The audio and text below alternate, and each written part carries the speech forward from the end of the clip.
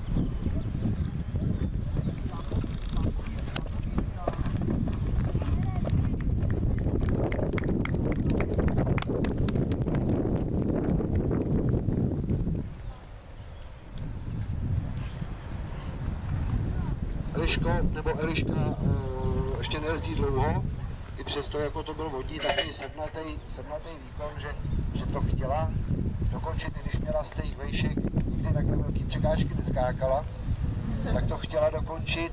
Možná, že ta jednička ji trošičku hodila psychicky, ale pak bojovala dál, prostě šla do toho. Eliško, chybí tě pořád lepší práce holeněma. Jak jsem říkal, to všechno se hodně zlepšil. To, že se snažíš sedět mezi skokama rovně, už uvolněně, nestůjš to ale přeci jenom, takže to možná pustit. Ale na otěži dole lepší pobídka.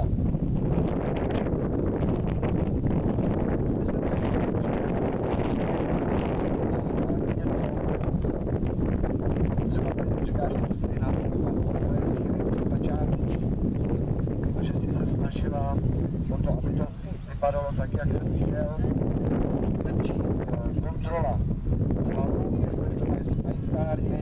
tak se podívat, jestli ta plec opravdu jde, jestli ten kuň sválá na správnou nohu. To je věc, na kterou si musíš zaměřit. Pevnější set a dole proti zemskou kůži nejištější. Musí tam být podpora, musí tam být ta pobídka, aby ten kuň věděl, že má cválat dopředu, ne zastavovat. No, ten taky není úplně můžovej, takže když si chce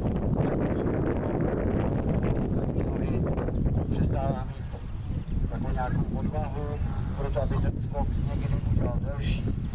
Takže, ale je to i hodně v těch tvých holeních, že tomu holení toho koně k tomu musíš donutit. Když nebudeš pobízet holeněma, budu ti koně zastavovat.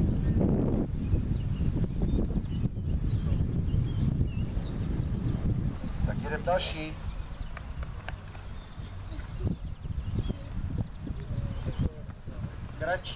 Kratší otěž a dole pracuj.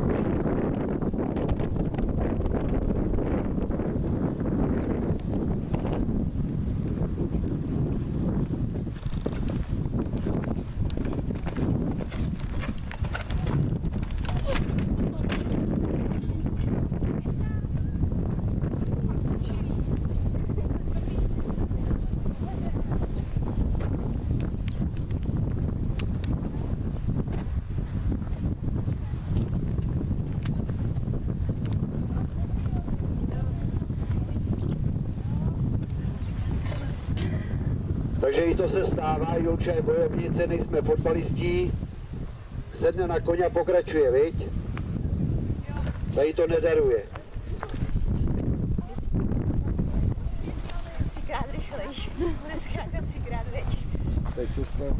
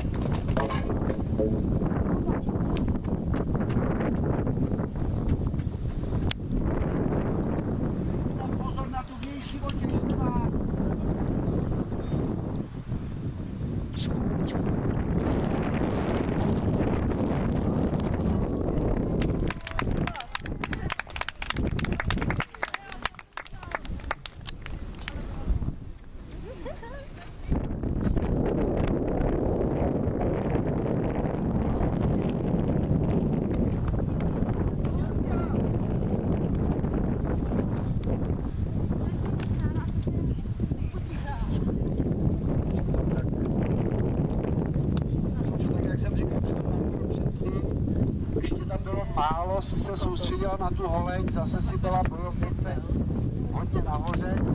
Jsou to zlozvyky, který máš teda z dřívějška. Chce se soustředit na to nahoře. Vypadá, že s kýlema, ale proti skoku začneš závodit.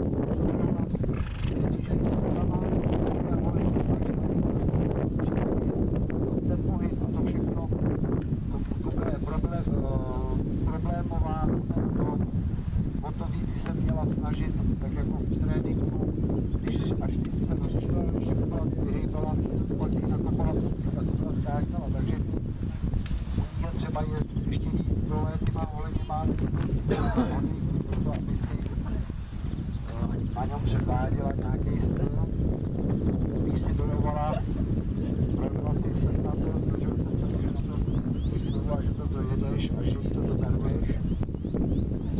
Takže na některých těch situacích takový hlavně na tom posledním způsobu takový trigger se, protože byla tam to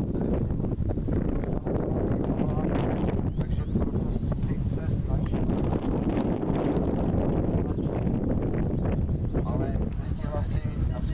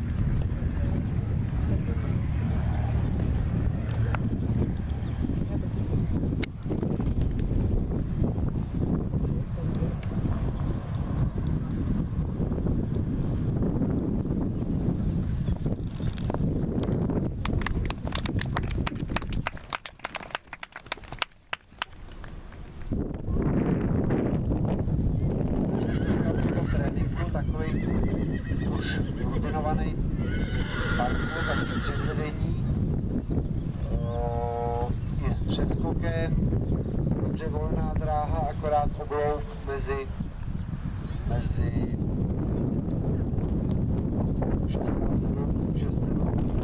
7-8 procválených kontracvalů, i když jsem o tom věděla, i si v tom něco chtěla udělat, ale pak si to nechala, protože už jsem měla přece to, že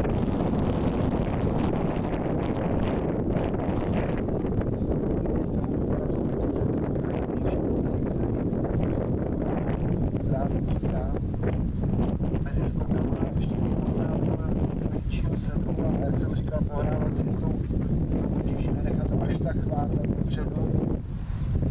A co ještě, když se vrací zpátky za skokem, aby se nedostávala v tom předkolenu, přece jenom ta kontrola, je to pročíštěné nebo najít podobně, nemusel by to na další a kontrola za skokem, to, co jsme se učili, prostě skočit, vrátit se zpátky, kontrolou něj to až tak jako být nemusí, protože on jde pořád se svým tempem. Set dobrý, možná, že by ještě mohl být malinko stříbenější, v některých z těch skoků bylo vidět, že si taková to šičku v křiči, takže i se víc uvolnit, dělat rezervní práci, máš super rezervní, takže tam uvolnit ten břišní svaly, ten kříž a používat to i v parkouru, jo? Protože tvrdý jezdec, tuhej kůň, uvolněný jezdec, uvolněný kůň a uvolněný kůň, dobře skákající. Takže při takovém nějakém hodnocení, kdybych to hodnotil, nechtěl jsem hodnotit třeba, že jo, Elišku,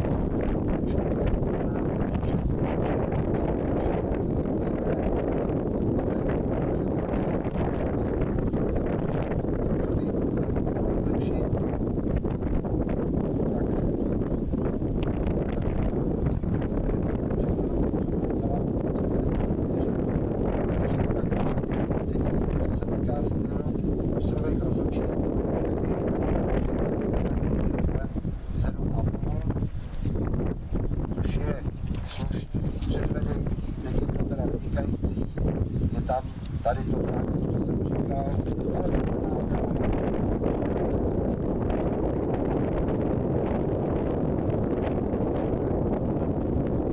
přesně, že nejčistý, tam jednoduchá změna cvalu, tak je třeba, aby ten jezdec v tom parku nad tím svým předvedením toho přemýšlel.